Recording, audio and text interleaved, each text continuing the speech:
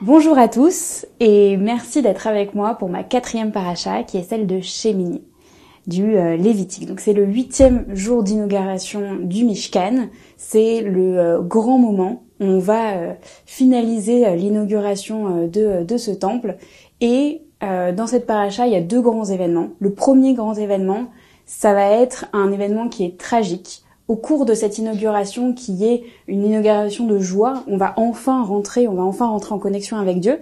On a cet événement tragique qui va être la mort des enfants d'Aaron et son silence, son impossibilité d'en faire le deuil, qui va être la première étape de notre paracha. La deuxième étape de notre paracha, qui va être presque coupée en deux dans 2 chapitres, cette deuxième partie, ça va être celle des lois qu'on appelle de kashrut. Ça va être des lois sur les animaux purs et les animaux impurs.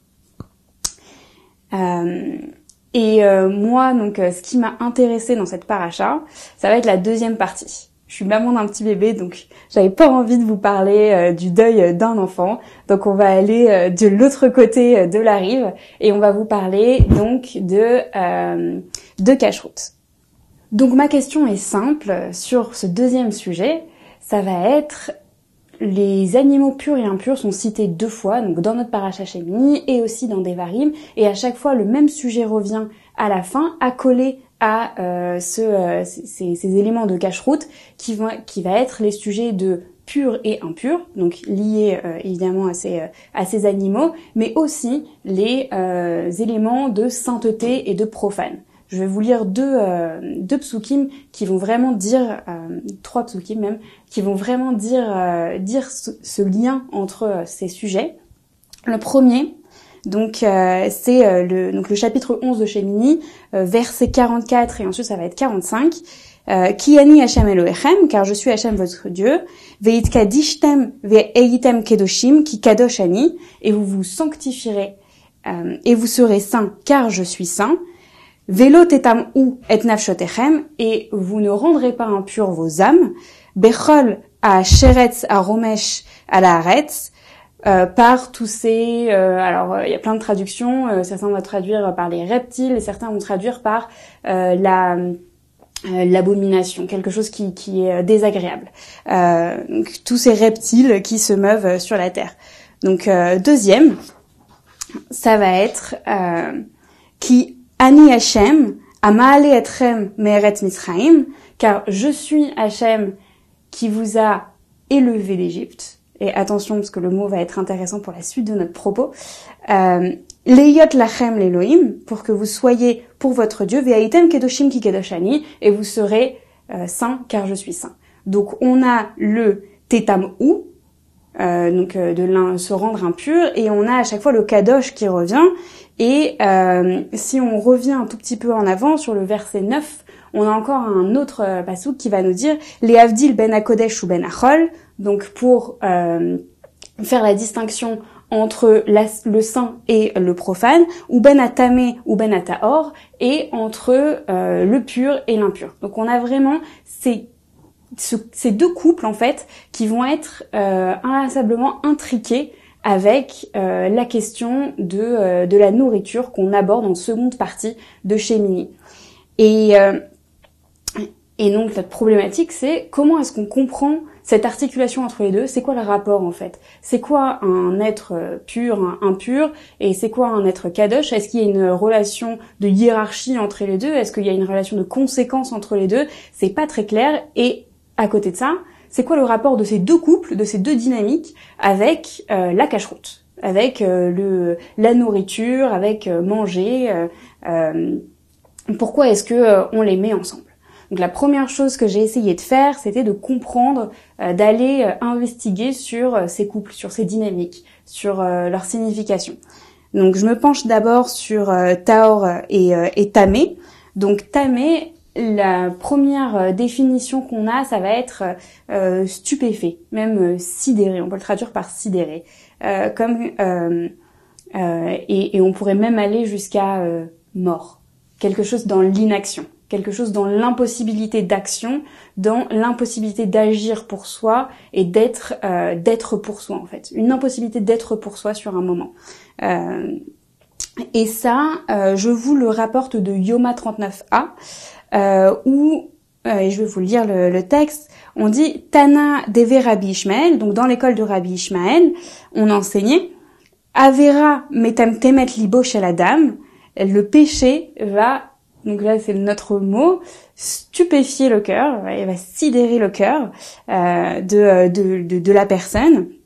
Chez Nehemar, comme il est dit, velotitam u baem ve nitmetem bam, et vous ne vous impurifierez pas avec eux, afin que vous ne soyez pas impurs. Donc là, on revient sur notre passouk de tout à l'heure. Il le reprend. Al tikre venitmetem et là venitamtem. Donc ne lis pas et vous serez impurs ou vous rendrez impurs. Lis et vos cœurs seront stupéfaits. Enfin, vos cœurs entre parenthèses, mais et vous serez stupéfaits. Et donc là, il fait cette espèce de glissement entre les deux pour expliquer une racine un peu du mot tamé qui va être, c'est quelque chose qui est lié à l'absence de possibilité d'action, à l'absence de vie. Et on va le voir sur d'autres définitions. On va aller voir par exemple le Rav Kook qui va nous dire chez Otemet et Libo, la faute, donc je vous prends juste le petit passage chez Otemet et Libo, donc la faute elle obstrue le cœur. Donc là on n'est plus sur une stupéfaction, on est sur une obstruction. On est toujours sur quelque chose qui nous empêche. C'est un empêchement, quelque chose qui va être pollué, quelque chose qui va être profané, mais aussi qui va nous empêcher une certaine énergie. Il y a quelque chose qui passe pas. Et la dernière définition que je voulais vous rapporter, c'est une définition assez radicale et c'est pour ça que je la trouve bien parce qu'elle cadre vraiment les choses. Ça va être la définition de Yehuda Halevi dans le Kuzari. C'est un rabbin du XIIe siècle. Il dit les chol miné atum hot ou amavet. Là, les impuretés, à chaque fois qu'on parle d'impureté, c'est la mort. On parle de mort. L'origine commune à toutes ces impuretés, c'est la mort, qu'elle soit donc réelle ou symbolique. Et je vous lis la suite, mais en français. Il dit « La mort exerce une influence négative sur l'homme d'un point de vue spirituel. En plus, l'homme est fin, est instruit, et plus celle-ci peut influer négativement sur lui, même lorsqu'il s'agit d'une mort symbolique. » Donc la mort, c'est l'enfanteur de toutes les impuretés. C'est ça en fait qui est le lien entre toutes les choses qu'on appelle tamé.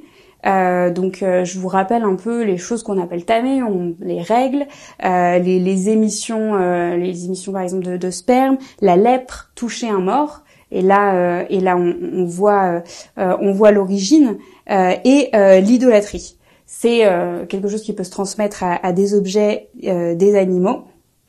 Mais petite parenthèse, pas des paroles de Torah, et donc il n'y a pas de tamé sur un Sefer Torah, donc donnez le Sefer Torah aux femmes à la synagogue. Voilà, je referme la parenthèse. Donc ça c'est pour notre tamé. Le Barthénoura va renchérir dessus. Chez Emet Avi Avot Aton Aou, c'est vraiment l'origine de toutes les impuretés, c'est la mort. Et donc le Tahor, ça va être l'inverse, ça va être ce qui va créer la vie ou qui va redonner la vie.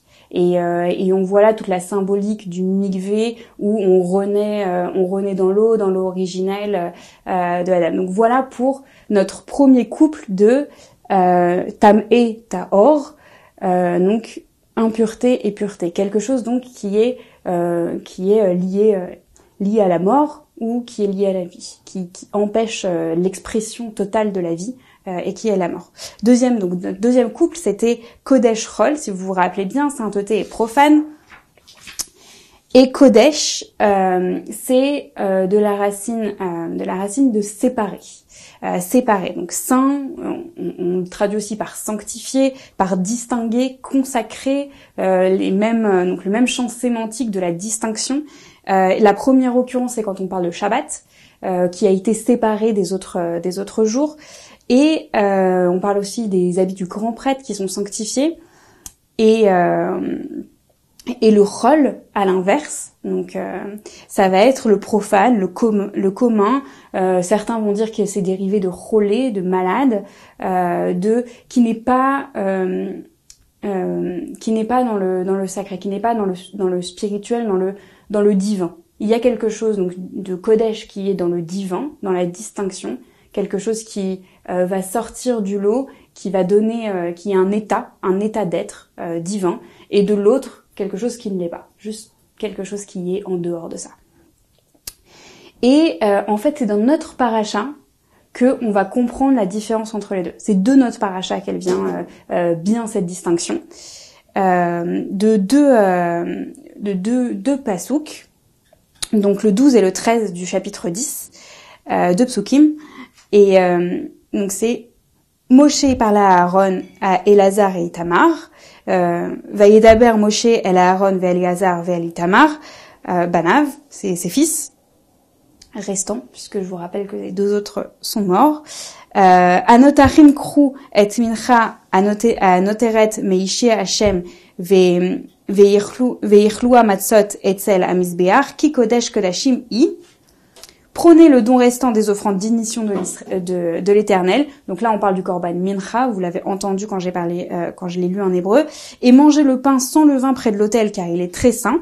Et donc là, c'est le kodesh kodashim que vous avez entendu. Et vous le mangerez dans un lieu saint, car c'est ta part et la part de tes fils des offrandes d'initiation de l'Israël. Et c'est ainsi qu'il m'a commandé. Je vous ai pas lu la fin en hébreu, désolé, parce qu'elle était sur mon autre page. Donc là, on parle du sacrifice mincha. Sacrifice mincha, c'est une offrande végétale.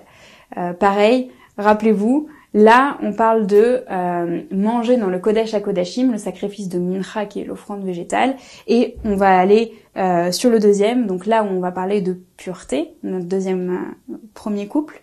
Et achazé atnufa ve et ashok atrouma tochlu. Quant à la poitrine de l'offrande d'agitation et la cuisse d'oblation, donc là on se réfère à deux sacrifices qui sont la trouma et la tnoufa qui est liée au homer. Vous les mangerez bamakom taor dans un lieu pur. Ata ubanecha ubnotecha itecha, toi et tes filles avec toi. Ki chakecha vechak banecha nitnu misbeach shalme bnei Israël. Car c'est ta part et la part de tes fils donner des sacrifices pacifiques des enfants d'Israël. Donc là, on parle donc d'un bœuf et d'un bélier, sacrifice animal, qu'on va aller dans le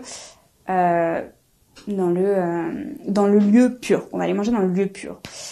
Donc il n'y a pas de différence entre le kadosh et le taor, il n'y en a pas un mieux que l'autre, c'est deux choses qui sont complètement différentes. D'un côté, on va parler donc du sacrifice de mincha qu'on va manger dans la Hazara, qui est donc la cour du temple, et de l'autre côté, on va parler du sacrifice donc de la trouma et de la tnoufa qu'on va manger dans un lieu qui va être pur, et donc en fait c'est le camp d'Israël, le camp qui est autour.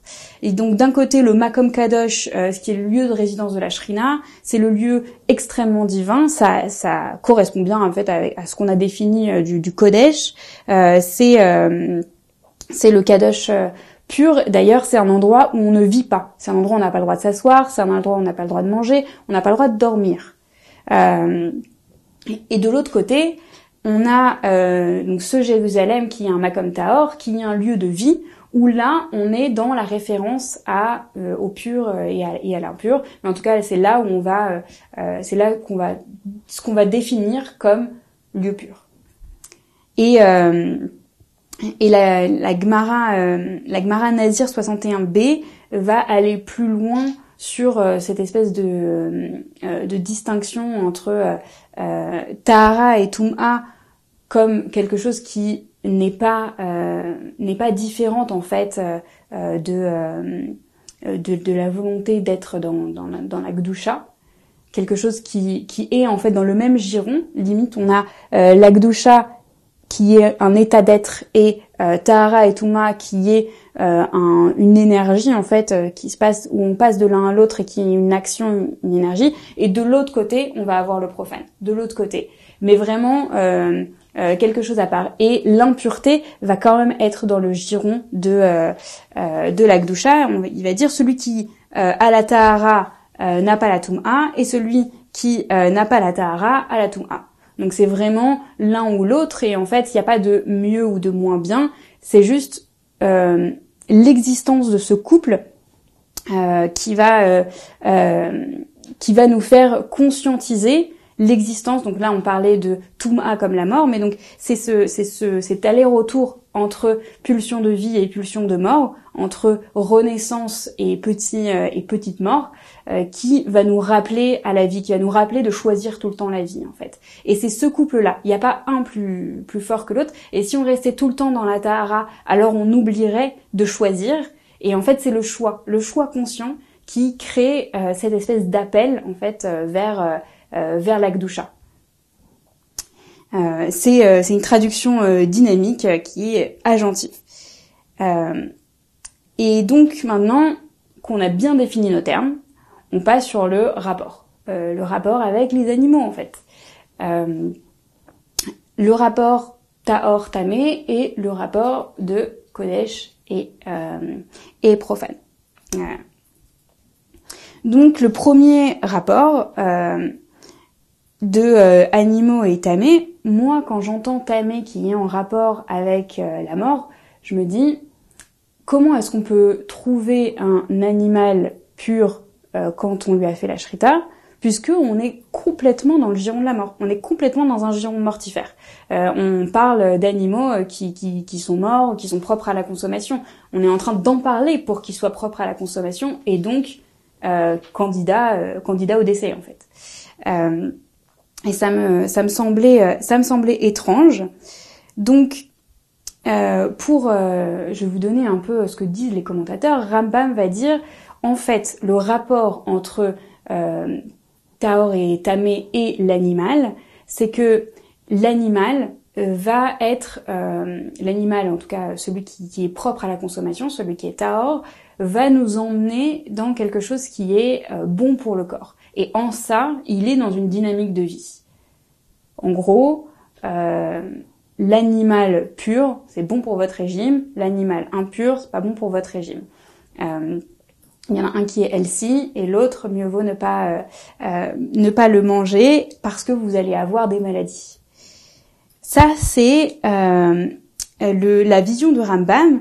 Et sur le lien avec la sainteté, quand on essaye de rapprocher en disant ok, ça c'est ta météore, mais sur le Kodesh, qu'est-ce que t'en dis?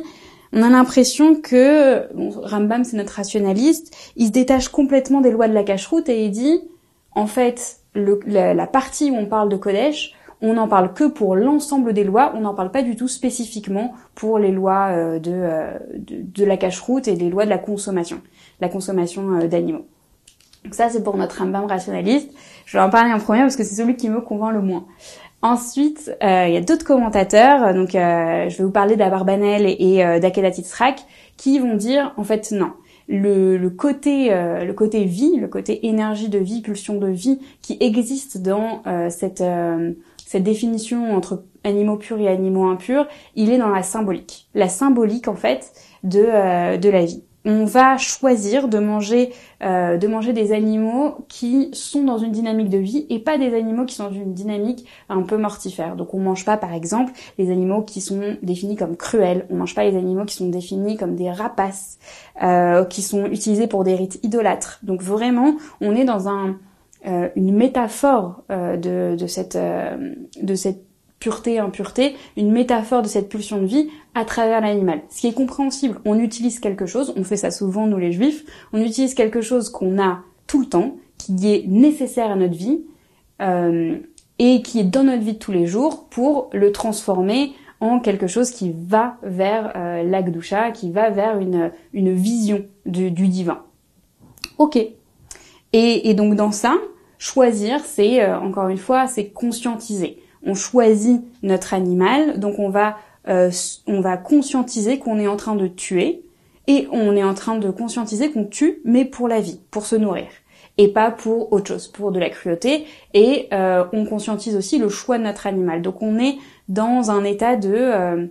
on va mettre à distance, et là on se rappelle du Kodesh comme quelque chose qui divise, on va mettre à distance quelque chose qui est très prosaïque pour l'élever. Et d'ailleurs, ils vont dire Rambam ne peut pas avoir raison, puisque pour parler de cette distinction pure et impure, on va utiliser tout un champ lexical de en fait de la pureté et de l'impureté. C'est les psukim que je vous ai lus au tout début. Et d'ailleurs, petit élément de Rashi, je vous rappelle, je vous avais dit faites attention aux mots. On parle de Dieu qui nous a fait monter d'Égypte et pas Dieu qui nous a fait sortir d'Égypte. Et c'est Rashi là qui va nous dire, donc c'est Rashi qui commence sur le verset 45, je vous l'ai mis ici parce que ça appuie ce propos. Il dit pourquoi est-il partout écrit sortir et ici monter? L'Académie de Rabbi Ishmael enseigne, si je n'avais pas fait monter les enfants d'Israël hors d'Égypte, que pour leur éviter de se rendre impurs par les bêtes qui pullulent, comme c'est d'usage dans les autres nations, cela eût été une raison suffisante. Donc Dieu, il nous aurait sortis d'Égypte symboliquement pour nous faire monter vers quelque chose qui se distinguait de l'impur. Donc Dieu, il nous amène vers la Kedusha grâce à cette distinction de pur et d'impur et en nous emmenant vers les animaux purs. Ok, donc pour ce rapport pureté, impureté, animaux, et maintenant Kedusha et animaux, comment est-ce que on explique ça? Je vais prendre le Shadal qui l'explique très bien. Pour lui, la cacheroute, ça va être la séparation d'avec les non-juifs. On reste en fait dans la même vision que celle d'Abarbanel et d'Akedat Yisrak. Le Ve'aitem Kedoshim, c'est le but de la mitzvah. Et c'est qu'Israël soit séparé des autres en vertu de la relation spéciale avec Dieu. Et quand on lit dans Vaïkra chapitre 20, les versets 25-26, c'est encore plus explicite. Vaïtem li kedoshim ki kadosh ani Hashem, ve'avdil etrem mina amim liyot li. Et vous vous séparerez des autres peuples pour être à moi. Et c'est quoi l'objectif derrière? L'objectif, c'est d'être un peuple de prêtres. Donc c'est d'être un royaume de prêtres, de devenir pour Dieu un royaume de prêtres. Et donc de passer de ce camp, je vous rappelais de Jérusalem, de ce camp où on est dans la distinction pure et impure, on est dans cette action, dans ce dynamisme, à un lieu où on est dans le Kodesh, où on tend vers le Kodesh. Il y a une espèce d'asymptote comme ça, on tend vers le Kodesh pour devenir tous des prêtres, des Kohen Gadol, et un peuple de Kohen Gadol. Et la cacheroute, elle est là pour nous rappeler ça. Elle est là tous les jours pour que tous les jours, on se rappelle que c'est un devoir et on se rappelle vers où on doit tendre. Et ça se place, et en fait, quand on regarde dans tout le Sefer Vaïkra, où on a toutes les lois sur l'impureté, on comprend que c'est assez cohérent, puisque on traite toujours de la pureté et de la sainteté pour entrer dans le Beth Amikdash, pour cette inauguration du Beth Amikdash, pour ce but suprême de faire venir la Shrina dans le temple. Et donc on comprend, c'est cohérent au global. Et donc on a cet asymptote Taor Kadosh où on se rapprocherait pour jamais l'atteindre, mais moi je trouve que on n'a pas dépassé en fait cette contradiction d'aller vers la mort d'un animal pour une pulsion de vie. On l'a pas dépassé, on l'a pas vraiment expliqué, même si c'est pour le dépasser. Quelque part, on n'a pas toujours été obligé de le faire. Quand on dit que la possibilité de manger des animaux, elle date de Noach. Dans le Gan Eden, Adam n'avait pas le droit, ou en tout cas, on lui donnait uniquement les fruits, les semences, mais pas les choses qui vivent. Et si on regarde les derniers versets, Je vais vous le dire et vous allez regarder si vous voyez quelque chose quand on parle des bêtes. Il y a un mot qui revient assez souvent, les avdil ben atame ou ben ataor, ou ben achaya anechelet, ou ben achaya asher lo teachel. Donc c'était pour distinguer entre l'impur et le pur, entre l'animal qu'on a permis de manger et l'animal qui nous est interdit. Et là, l'animal, on l'appelle chaya, et donc ça renforce en fait cette espèce de dichotomie entre, donc tu nous appelles un animal chaya, l'essence de la vie, pour nous dire qu'on a le droit de le tuer, et pour nous dire que cette consommation-là, ça va être une asymptote vers le Kodesh. Il y a en tout cas, pour moi, il y avait un bug. Et donc, on a demandé à Rav Kook. Rav Kook, il est génial, il est végétarien, et voici un passouk qui nous cite, qui va être éclairant, et notamment le commentaire de Rashi juste après. Donc, je vous lis la première partie en hébreu, et je vous lis le reste en français. Donc, c'est Devarim 12, chapitre 12, verset 20. Ki yachiv Hashem Elohecha et gevulecha, ka'asher diber lecha ve'amarta ochla basar ki teave nafshecha le'echol basar bechol avat nafshecha tochal basar. Quand l'Éternel ton Dieu aura élargi tes limites comme il te l'a dit et que tu dises je veux manger de la viande, mon âme crie qu'elle veut manger de la viande, tu pourras manger de la viande au gré de ton âme. Ça c'est la première partie, je vous lis la seconde en français. Si le lieu que l'Éternel ton Dieu aura choisi pour y mettre son nom est loin de toi, tu égorgeras ton gros et ton menu bétail que l'Éternel ton Dieu t'aura donné, comme je t'ai commandé, et tu mangeras dans tes portes au gré de ton âme. On garde le côté au gré de ton âme. Et Rashi va commenter, la Torah enseigne les règles de vie appropriées, que l'on ne doit pas désirer manger de la chair, à moins de vivre dans l'abondance et dans la richesse.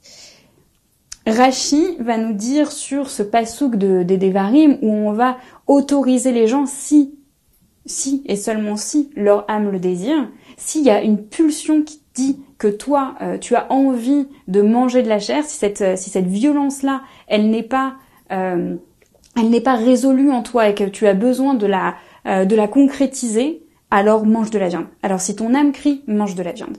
Et si non, alors Rashi va te dire t'es pas censé, en fait. Tu n'es pas censé manger de la viande, mais si ton âme crie, vas-y. Parce que il est préférable de transcender la violence à travers quelque chose qui va être consacré, ou en tout cas qui va être circonscrit dans ces lois qui vont te permettre de te mouvoir entre pureté et impureté, entre pulsion de vie et pulsion de mort. Mieux vaut le circonscrire que de le laisser, et là ce serait le meurtre, ce serait d'autres violences qui ne s'appliqueraient pas sur les bêtes. Et effectivement, quand on lit ce qui va se passer à l'ère messianique, on a l'impression qu'en fait à l'ère messianique tout le monde est végétarien. Et je vous lis un passage de Yeshayahu, le chapitre 11, et c'est les versets 6 à 8. Le loup habitera avec la brebis, la panthère se couchera auprès du chevreau, le veau, le lionceau et le veau gras ensemble, un petit garçon les conduira, la vache et l'ours paîtront ensemble, coucheront ensemble leurs petits, le lion mangera de la paille avec les bœufs, le nourrisson jouera sur l'antre de l'aspic, l'enfant sevré étendra sa main vers la caverne du basilic. Donc on est sur une espèce d'idéal où plus personne n'attaque personne, personne ne tue personne, il y a plus ces pulsions de violence et tout est beau dans le meilleur des mondes. Et Malachi je vous cite un autre verset de Malachi, dans le chapitre 3, verset 4, qui va appuyer encore ce qu'on dit sur tout le monde sera végétarien, mais là, en parlant des sacrifices. Et je vous ai rapporté ce verset-là parce qu'il parle du mincha. Le mincha, je ne sais pas si vous vous rappelez, au tout début du cours, c'est ce qu'on mange dans le Kodesh HaKodashim. C'est l'offrande qui est l'offrande qui est une offrande végétale que on va associer au Kodesh. Et il dit, Ve arva l'Hashem minchat Yehuda vi Yerushalayim ki me olam ukshanim kadmoniyut. L'offrande de Yehuda et de Yerushalayim sera agréable à Hachem, comme au jour de l'Antiquité et aux premières années. Donc il parle pareil de l'ère messianique, et il parle de l'offrande de Mincha, et il l'oppose en fait à les autres offrandes qui sont les offrandes de viande. Donc on est dans ce paradigme-là où on a l'impression que en face de nous, dans cet asymptote dans lequel on va grâce à où on va vers le Kodesh, vers la sainteté, à travers cette dichotomie entre pur et impur qui va nous aider à réitérer ces pulsions de vie, on va vers quelque chose qui est sans animaux tués pour notre propre consommation. Et je voulais finir là-dessus. On reproche souvent, je l'ai pas cité, donc je vais le citer, à Lévinas, quand il a parlé de son rapport à la vulnérabilité et de son rapport à autrui, de ne pas avoir parlé des animaux, de ne pas avoir donné de visage aux animaux. Et Lévinas dira, c'est normal, c'est parce que l'animal c'est pas autrui, l'animal c'est autre. Et quand je lis Catherine Chalier, je comprends que en fait cet animal qui est autre et qui n'est pas autrui est là pour être un rappel constant de ta relation à autrui. Il est là pour te dire moi je suis différent, je suis dans un autre paradigme, et dans ce paradigme-là, quand tu me vois, tu peux te rappeler ce que toi tu penses quand tu vois tes semblables. Et je pense que c'est ça en fait la conclusion, c'est que la relation à l'animal, en fait, elle est un miroir, elle est un reflet de notre relation à l'autre. Et c'est pour ça qu'on va tendre dans le Kodesh à une relation qui est sans violence.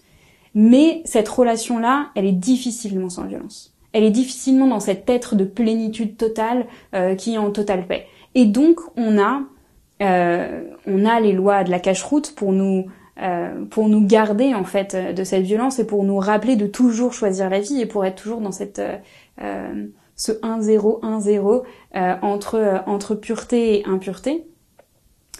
Maintenant, aujourd'hui, si on veut faire dans beaucoup de contextes, si on veut faire advenir l'ère messianique, on se dit agissons déjà comme l'ère messianique.